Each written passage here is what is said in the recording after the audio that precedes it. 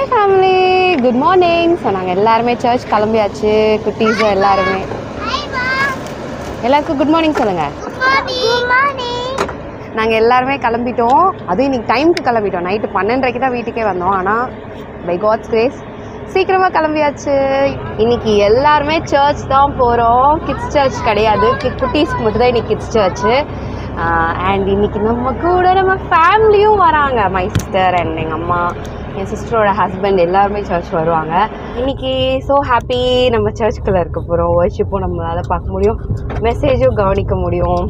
இன்றைக்கி எல்லோரும் மேட்சிங் இல்லை? நெஹேமியா ஜெரியாவும் எங்கள் கூட மேட்சிங். நெஹேமியா ஜெரியா காட்டுங்க. ஜெரியா குட்டி ஹாய். எல்லாருமே நைட்டு 12:30 ஒரு ஃபேமிலி கெட் டுகெதர் ப்ரேயர் இருந்துச்சு. ஸோ அதை முடிச்சுட்டு 12:30 வீடு வந்து சேர்ந்தோம். தூங்கி சீக்கிரமாக எப்படியோ முழிச்சிட்டோம். டைமுக்கும் ரெடி ஆகிட்டோம், டைமுக்கும் வீட்டில் கிளம்பிட்டோம். So happy about it. So இந்த வாரம் வந்து என்ன நடந்துச்சு அப்படின்னு சொன்னால், நான் வந்து குட்னஸ் மர்சி, உங்களுக்கு அது நான் காட்டினதில்லை. குட்னஸ் மர்சி அப்படி சொல்லி என்கிட்ட ஒரு ஆஃப்ரிக்கன் லவ் பேர்ட் இருக்குது. அப்போது அது வந்து ரெண்டுமே எப்போவுமே வீட்டில் தான் இருக்கும், கூட்டுக்குள்ளே தான் இருக்கும். ஆனால் ஒன்று குட்னஸ் வந்து ரொம்ப ஆக்டிவ். அது எப்போவுமே ப்ராக்டிஸ் பண்ணும் அந்த கேஜை வந்து ஓப்பன் பண்ணி க்ளோஸ் பண்ணுறதுக்கு. நான் வந்து எப்போவுமே வெயில் எந்த பக்கம் இருக்கோ அந்த பக்கத்துலேருந்து எடுத்து ஷேட் பிளேஸில் வச்சுட்டு, அப்புறம் திரும்பி இங்கே வெயில் வரும்போது திரும்பி ஷேட் பிளேஸில் டெய்லியுமே அவங்கள வந்து சேஞ்ச் பண்ணிடுவேன். ரொம்ப ஓவர் ஹாட்டாக அவங்களுக்கு இருக்கக்கூடாது, கஷ்டமாக இருக்கக்கூடாது அப்படின்னு சொல்லிட்டு. அப்போது நான் என் பையனை நெஹேமியா வந்து ஸ்கூலில் விட்டுட்டு வரும்போது வந்து பார்த்தா என் ஜெரேமியா குட்டி சொல்கிறான், அம்மா ஹவுஸ் வந்து குட்னஸ் மர்சியோட ஹவுஸ் வந்து ஓப்பனில் இருக்குமா அப்படின்னு சொல்கிறான். எனக்கு அப்படியே செம்ம ஷாக் ஆயிடுச்சு. போய் பார்த்தா குட்னஸ் பறந்து போயிடுச்சு. மர்சி மட்டும்தான் உள்ளே வந்து இருந்துச்சு. மர்சி வந்து கொஞ்சம் காம் டைப்னா ஓவர் ஹைப்பர் ஆக்டிவ் கிடையாது, அது பாட்டுக்கு இருக்கும். இந்த குட்னஸ் வந்து பறந்து போயிடுச்சு. எங்கே போய் என்ன கஷ்டப்பட்டுச்சுன்னே தெரியல. அதால் கண்டிப்பாக சர்வைவ் பண்ண முடியாது. ஆனால் எனக்கு குட்னஸ் மர்சி மட்டும் கண்டிப்பாக எனக்கு இருந்தே ஆகணும் அப்படின்னு சொல்லிட்டு ஏசப்பாட்ட ரொம்ப கேட்டேன். திருப்பி கூட்டு வந்துருங்க ஏசப்பா, குட்னஸை ப்ளீஸ் எப்படியாவது கூட்டு வந்துடுங்க அப்படின்னு சொல்லிட்டு ஏஞ்சல்ஸ்கிட்ட, ஆவியோடவர்கிட்ட, ஏசப்பா கிட்ட எல்லாருக்கிட்டையும் ஹெல்ப் கேட்டேன். எப்படியாவது கூட்டு வந்துருங்க ஏசப்பா திரும்பி ப்ளீஸ் அப்படின்னு சொல்லிட்டு பார்த்தா அன்றைக்கி ஈவினிங்கே வந்து என் ஹஸ்பண்ட் இன்னொரு ஆஃப்ரிக்கன் லவ் பேர்ட், அதே க்ரீன் அண்ட் ப்ளூ ஷேட் வச்சுருந்தேன். அதே இதை வந்து பை காட்ஸ் கிரேஸ் வாங்கிட்டு வரதுக்கு ஏசப்பா ஹெல்ப் பண்ணாங்க. ஸோ இப்போ திரும்பி குட்னஸும் மர்சி வீட்டில் தான் இருக்காங்க.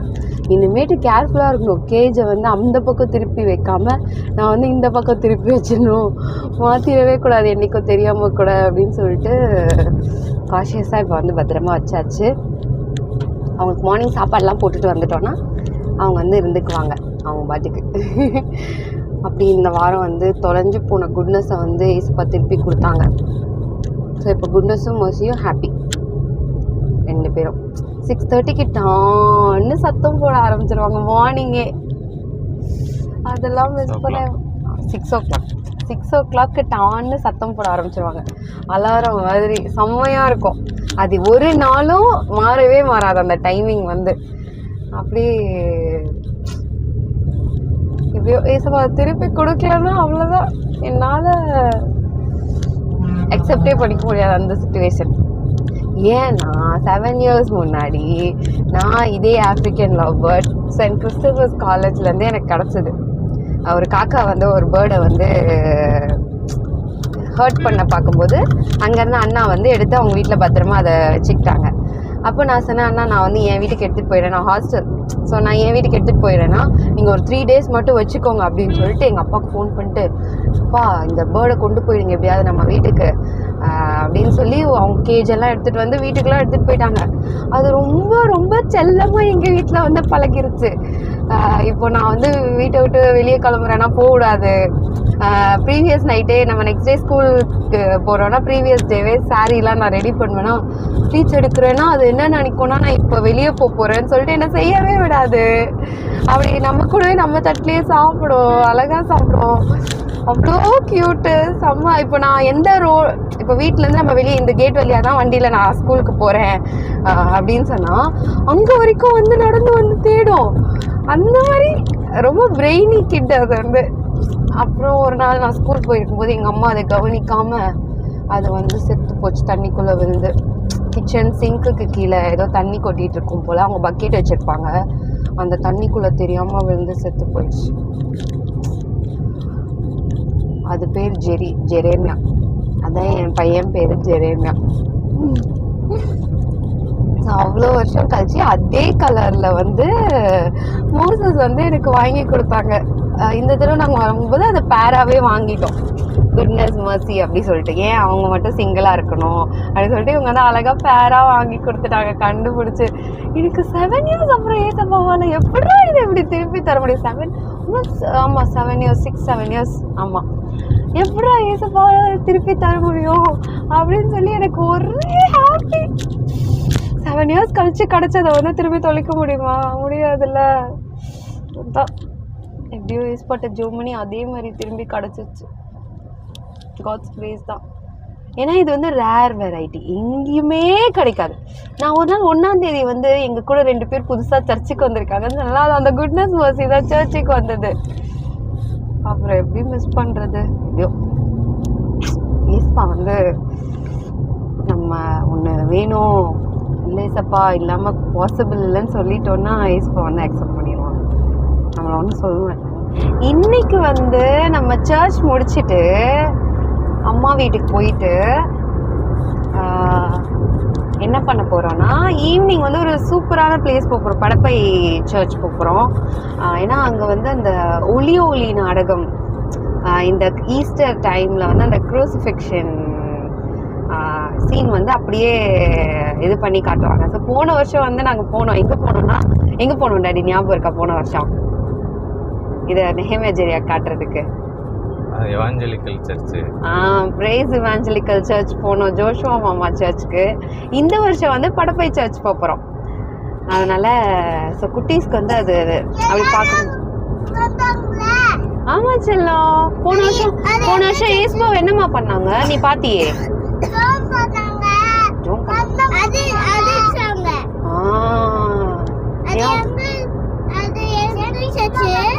அது praise evangelical church, Manapakkam, pastor Joshua Stephen அந்த சர்ச்.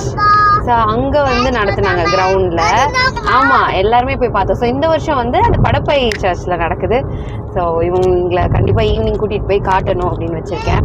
இன்னைக்கு சர்ச் போயிட்டு கிட்ஸ் சர்ச்சில் கொஞ்சம் ஒர்க் இருக்குது, அதை முடிச்சுட்டு வீட்டுக்கு போயிட்டு ஈவினிங் வந்து ஃபாஸ்டிங் ப்ரேயர் இருக்குது, அதை முடிச்சுட்டு அங்கேருந்து படப்பை சர்ச் போயிடுவோம்.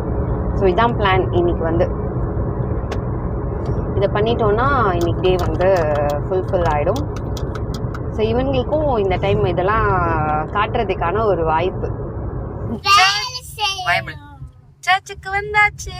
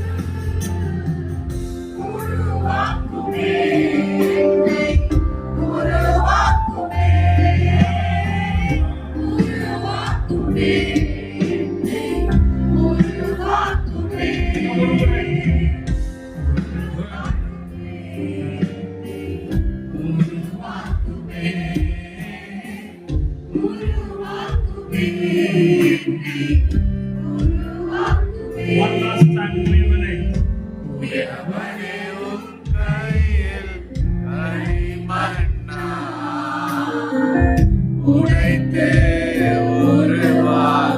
Not my nature, but your nature, Lord. என் பெருமை வேண்டாம், என் திறமை வேண்டாம். உம்முடைய சாயல் என்னிலே நிறைவாக இருக்கும். என் சித்தமல்ல,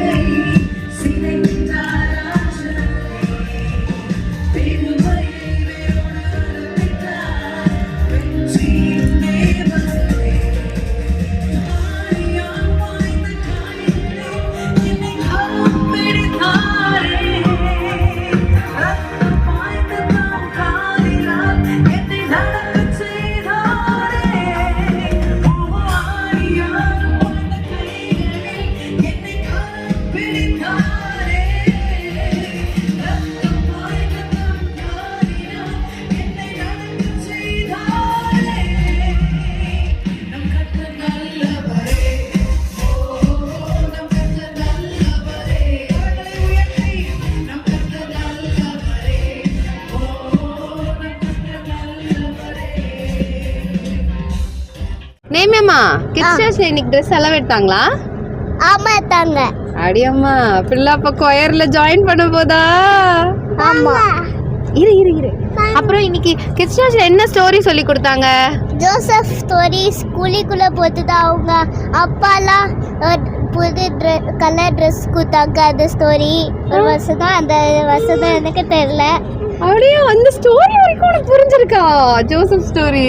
ஆமா. அவங்க அப்பா புது ட்ரெஸ்லாம் வாங்கி கொடுத்தாங்களா ஜோசப்? ஆமா. அந்த ட்ரெஸ்ஸை கட்டி குழிக்குள்ள போட்டாங்க. அதெல்லாம் கவனிச்சேன். அதுதான் மேல்கிட் சொன்னேன். எம்மாடே சூப்பர் சூப்பர்மா. சரி இப்போ நம்ம வீட்டுக்கு போயிட்டு அதுக்கப்புறம் vlog கண்டினியூ பண்ணலாம். கிட்ஸ் சர்ச் போயிட்டு வந்துட்டியாம்மா? ஆமாமா. இன்னைக்கு என்னம்மா ஸ்நாக்ஸ் கொடுத்தாங்க? பன்னு. நல்லா இருக்காமா?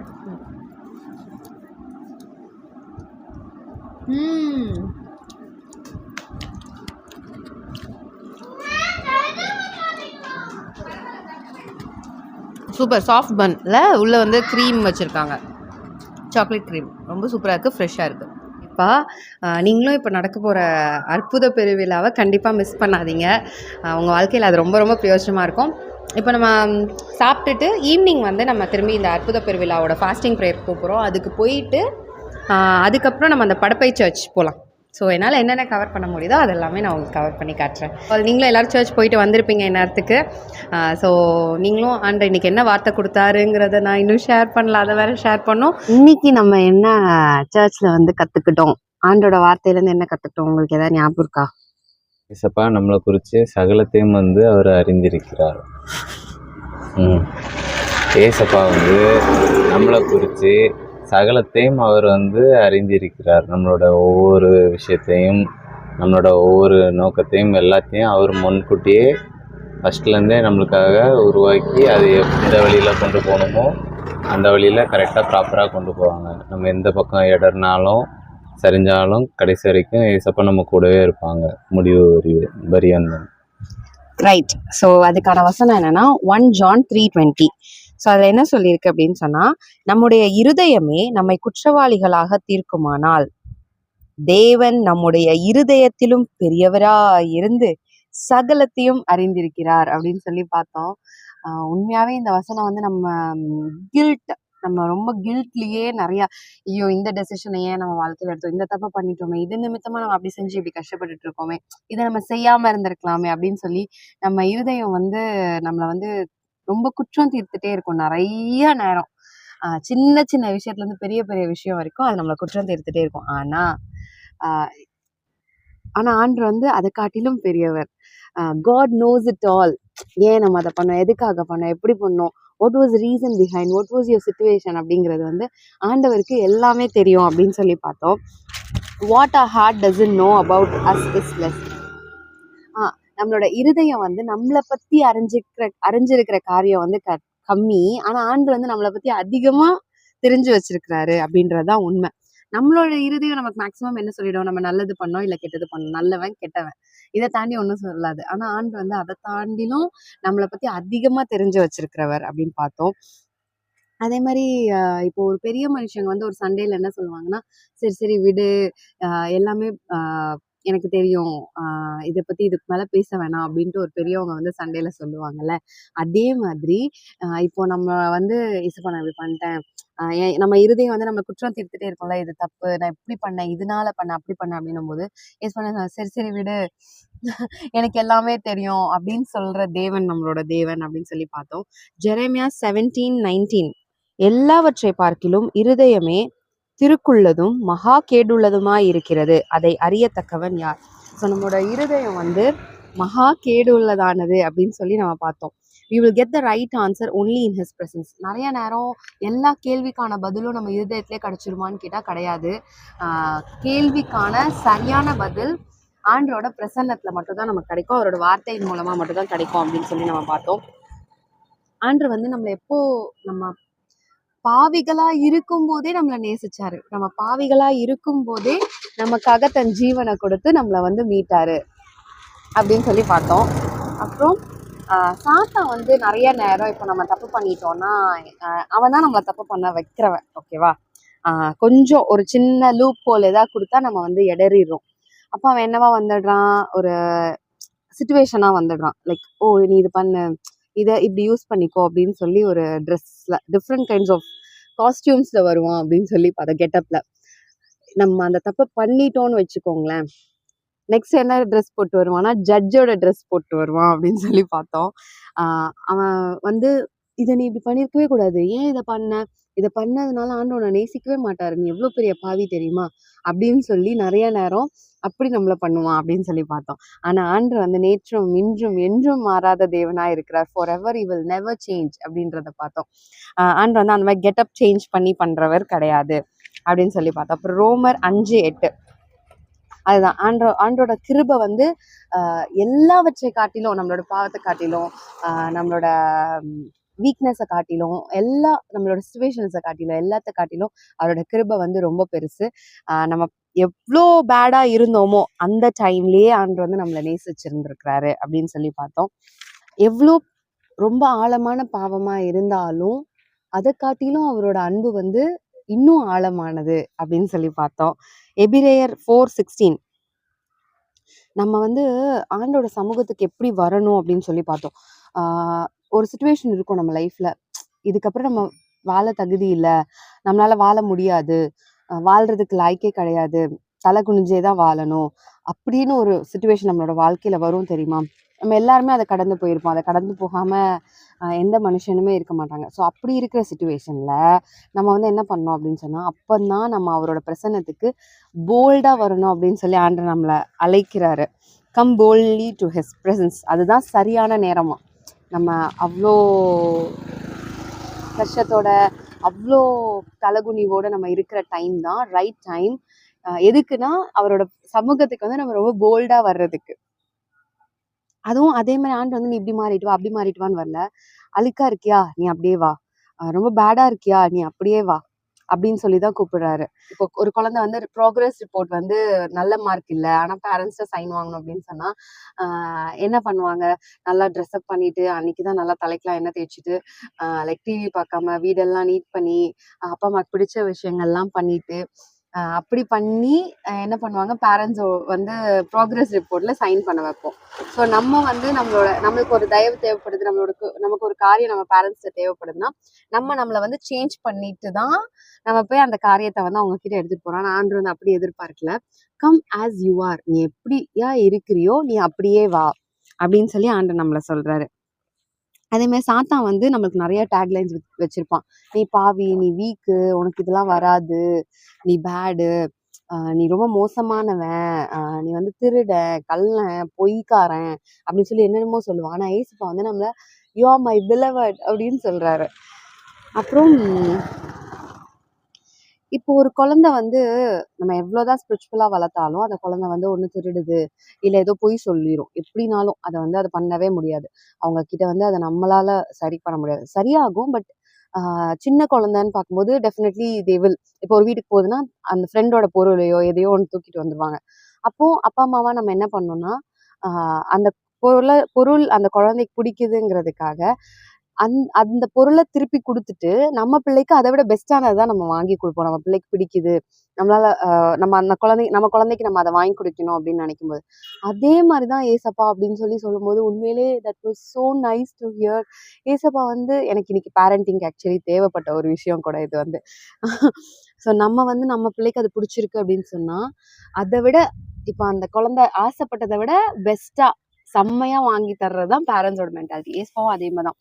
நம்ம கிட்ட அந்த இருக்கிற சின்ன சின்ன காரியம், நம்ம ஏதோ ஒன்று ஆசைப்படுறோம், ஏதோ ஒன்னா அதை விட பெஸ்டா கொடுக்கறது தான் அவரோட மென்டாலிட்டி. அதே மாதிரி ஆண்டவர் வந்து லூசிஃபரை வந்து காப்பாத்துறதுக்காக இந்த உலகத்துக்கு வந்தாரா. அவன் வந்து ஆராதனை வீரன், அங்க பயங்கரமான ஏஞ்சலா ஆண்டவர் வந்து உருவாக்குனாரு. ஆனா லூசிஃபர் தள்ளப்பட்டுட்டான்னா, ஆனா லூசிஃபரை காப்பாத்துறதுக்காக வரலையே, அவனும் பாவம் பண்ணவன் தான், ஆனா அவன் வந்து வரலையே. ஆனா ஏசப்பா வந்து நம்ம பாவிகளா இருக்கிற நம்மளுக்காக நம்மளை ரட்சிக்கிறதுக்கு வந்தாரு. அந்த லூசிஃபரை காப்பாத்துறதுக்காக ஆண்டவர் வந்து ஒரு கூட அனுப்பலாம் அவனை காப்பாத்தணும்னு சொல்லிட்டு, ஒரு பூச்சோ எதுவுமே அனுப்பவே இல்லை. ஆனா நம்மளை காப்பாத்துறதுக்கு தன்னோட குமாரனையே நமக்காக கொடுத்து இந்த உலகத்துக்கு அனுப்புனாரு அப்படின்னு சொல்லி பார்த்தோம். இதெல்லாம் கேட்கும்போது எப்படி இருக்குல்ல.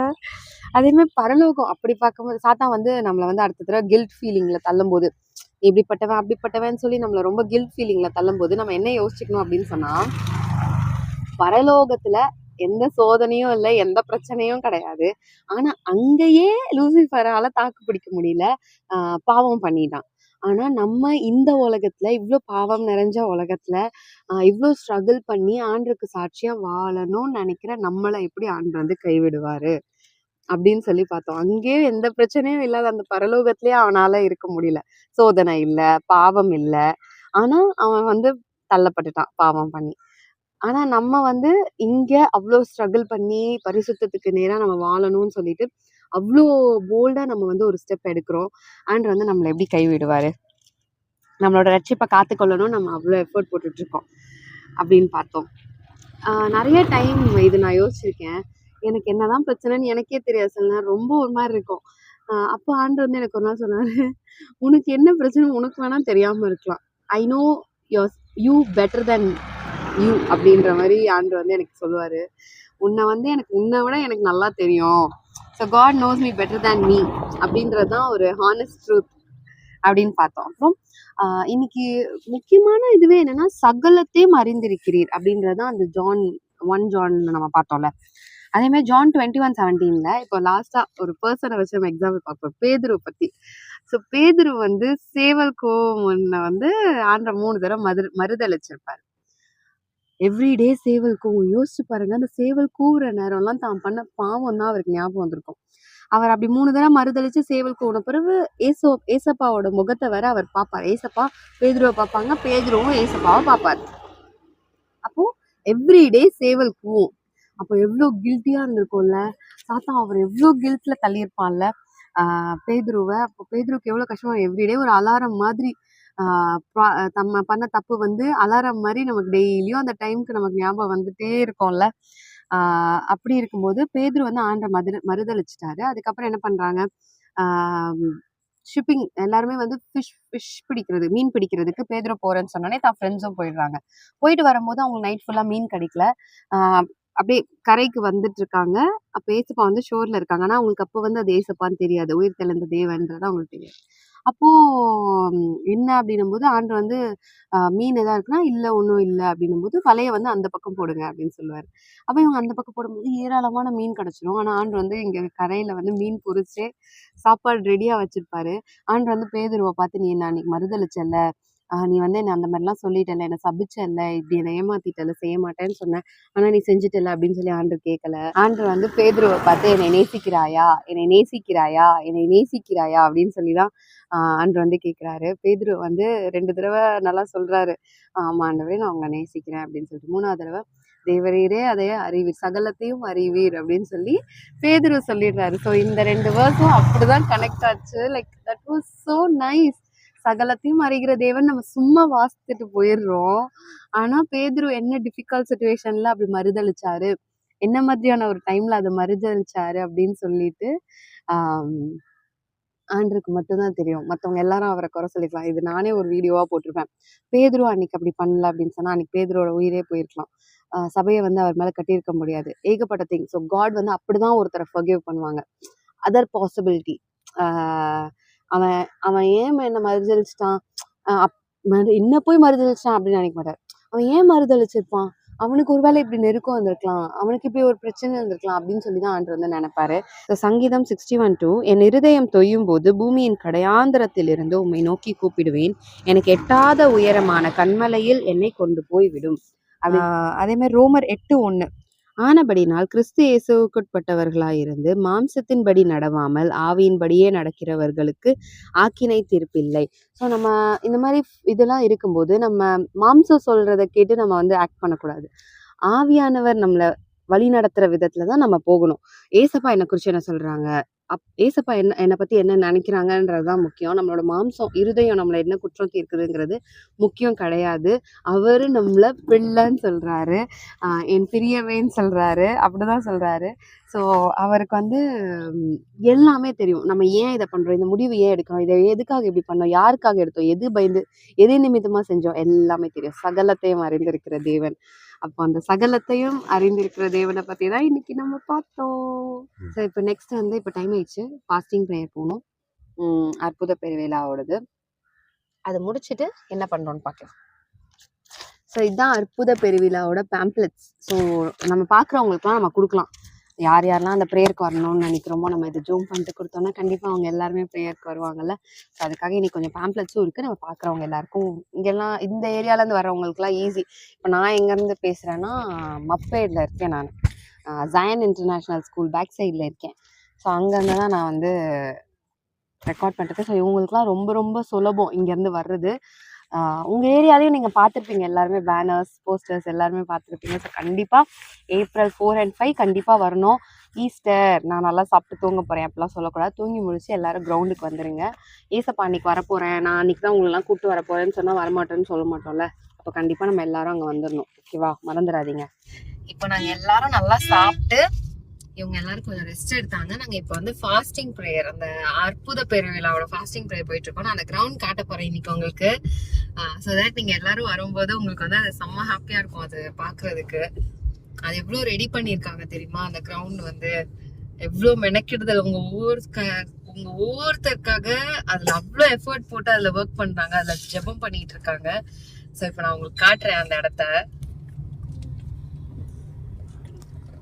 ஸோ இதுதான் அன்னை வேளாங்கண்ணி காலேஜ் இங்க இருக்கு. அதுக்கு ஜஸ்ட் ஆப்போசிட் எவ்வளோ பெரிய கிரவுண்ட் பாருங்க. இது ஃபுல்லா மிராக்கிள் நடக்க போற பிளேஸ், ஃபுல் அண்ட் ஃபுல். பாத்தீங்களா எவ்வளோ கிளீன் பண்ணியிருக்காங்க தெரியுதா. பார்க்கிங்க்கு தனியா இங்கதான், அங்க கூடாரம் போட்டிருக்காங்க. ஸோ இங்க வருங்க கூடாரம். இங்கதான் உங்களுக்காக டெய்லி எனி டைம் ப்ரேயர் நடந்துட்டே இருக்கு வரப்போறவங்க ஒவ்வொருத்தருக்காக. இப்பவும் உள்ள நடந்துட்டு இருக்கு.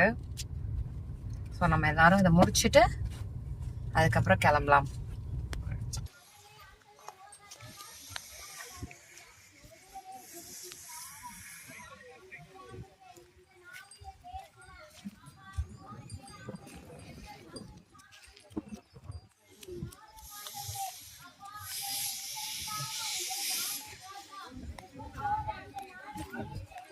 நமக்கு ஒரு காலையில் என சுத்தமான மிருகங்களின் வடிவில் தேவனுக்கு வழிகளை செலுத்தினோம். அந்த மிருகங்களின் தலையில் கைகளை வைத்து நம் பாவத்தை அதன் மீது சுமத்தி அதை கொண்டு அதன் ரத்தத்தை எடுத்துக் கொண்டோம். அதன் உடலை நெருப்பில் இழுத்ததன் மூலம் நமது பாவம் அகற்றப்பட்டது. பல ஆண்டுகளாக இந்த முறையை நீடித்தாலும் மக்களுக்கு இருந்தவர்கள் வீட்டிலிருந்த பாவத்திற்கு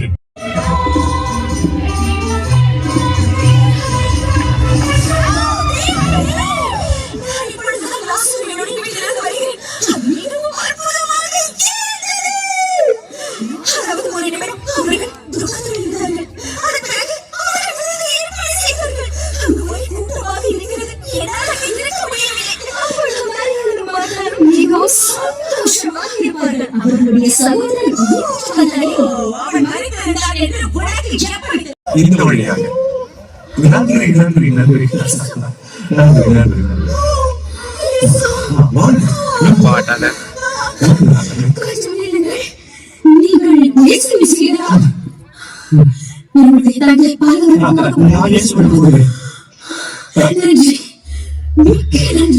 எங்களால் முடிந்த உதவியை நிச்சயமாக செய்வோம்.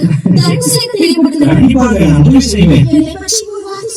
கவலை வேண்டாம், கண்டிப்பாக என்னால் முடிந்த உதவி செய்வேன். இதோ வருகிறேன். அவர் பசியாக சீக்கிரமாக கிளம்புகிறேன். Lost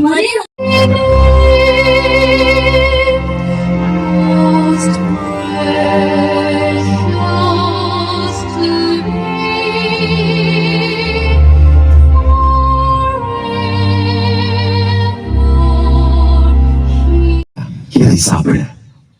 ஓ நன்றி இயேசுவே, நான் வளர்ந்ததும் உம்முடைய சீடனாக போகிறேன். மரத்துல இருந்து தூரமாக போய் விடாது சரிதான பேசுவேன். இன்னும் கொஞ்சம் கிடைக்குமா? இதோ எடுத்துக்கொண்டு வருகிறேன். மரியாள் எங்கே? இந்த பரபரப்பான நேரத்தில் அவள் எங்கு சென்றான்? ஆண்டவரே, இந்த கிராமத்தில் அனைவருக்கும் உங்களை தெரிந்திருக்கிறது இல்லையா? சரிதான். மரியாதை எங்க இருந்த?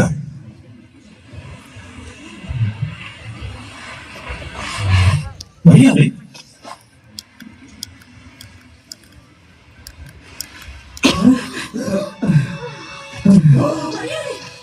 நீ என்ன செய்கிறாய்? இது எப்படி விளங்கி இருந்தது? உனக்கு மூளை இல்லையே. ஏன் நீ நினைக்கிறாய்? இதற்கு பதிலாக இந்த தைலத்தை விட்டு ஏழைகளுக்கு கொடுத்திருக்கலாமே. வீணாகி விட்டது. இந்த விருந்தில் ஒரு விசேஷம் இருக்கிறது தெரியுமா? ஆம், நிச்சயமாக சரியான இடத்தில் சரியான விருந்து. இது மிகவும் நன்றாக இருக்கிறது. தயவு செய்து இதை நீங்களும் சாப்பிட்டு பாருங்கள். அந்த நாளை என்னால் மறக்கவே முடியாது. இயேசு 5000 மக்களை போஷித்தார். நான் எவ்வளவு வயதில் என்று உங்களுக்கு தெரியுமா?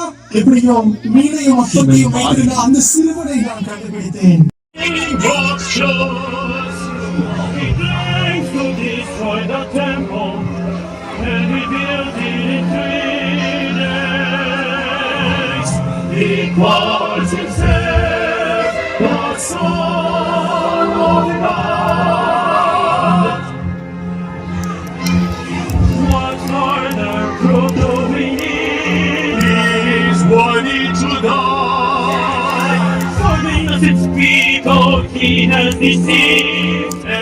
யாரை நான் விடுவிப்பது?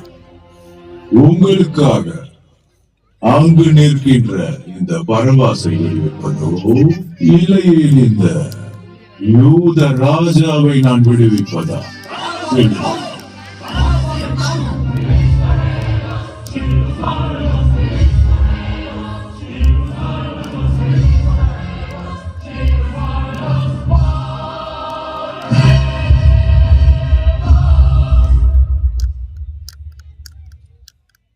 எங்களுடைய நியாய பிரமாணத்தின்படி எங்களுக்கு சட்டம் இருக்கிறது.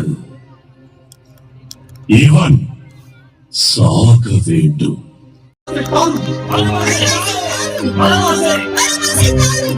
அப்படியானால் இந்த யூத ராஜாவை நான் என்ன செய்வது? சொல்லுங்கள் மக்களே.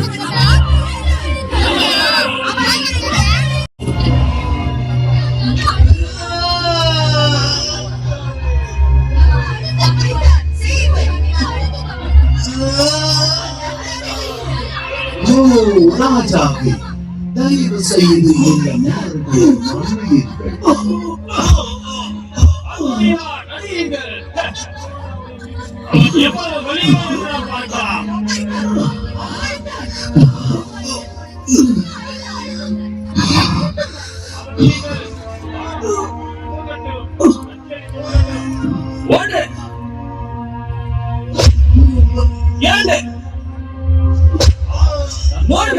அவனை அடித்து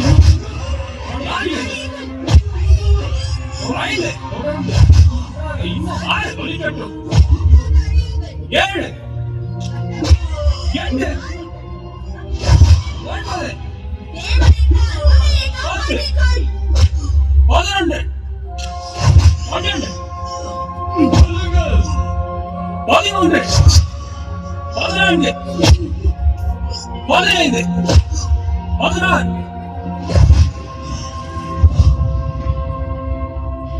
15 16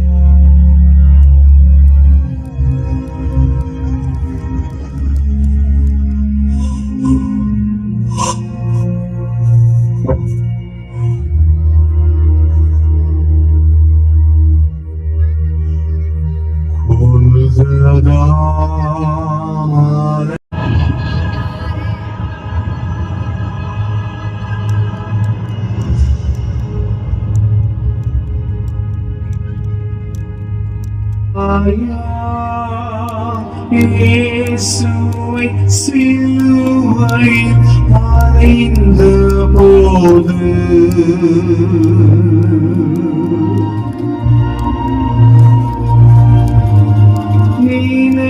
நினைத்தால் என் நெஞ்சம் நடுங்கும்.